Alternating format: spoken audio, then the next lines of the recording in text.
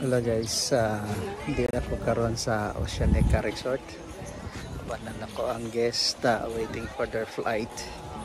Naghalo-halo muna sila dito. Yan lang naman ang view ng Oceanica Resort guys. Their rooms ranges from 16,000 to 24,000.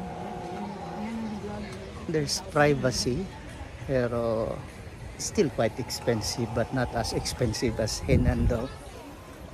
Pero maganda dito guys. Tingnan natin ang kanilang beach.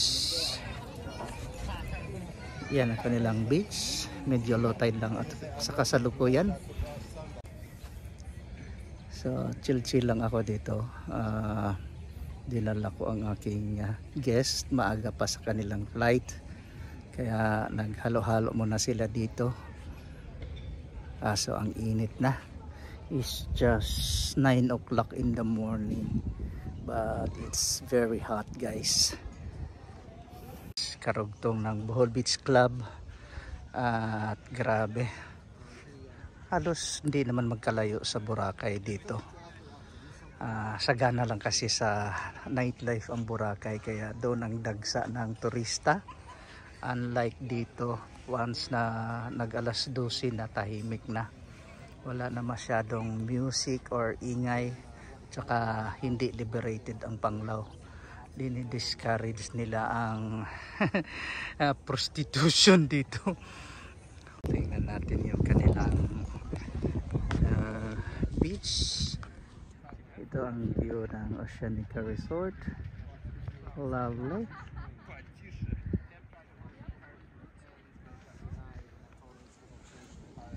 Very nice.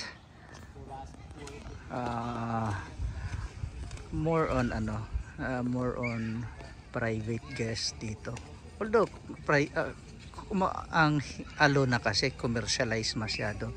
Dito may pagka-exclusive. Kaya gusto mag-relax sa mga tao dito, pero super mahal. Mayroon silang swimming pool, but I don't like swimming pool.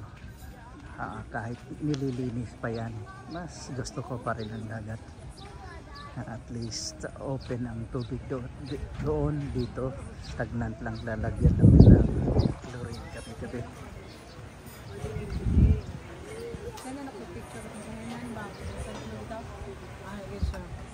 Wow, that looks so nice and shiny.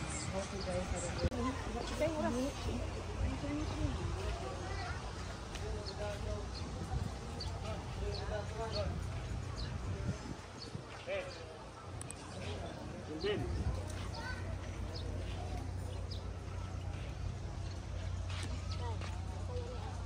Bye pa? Lipas ko nga mga pagalete, dapat dagat.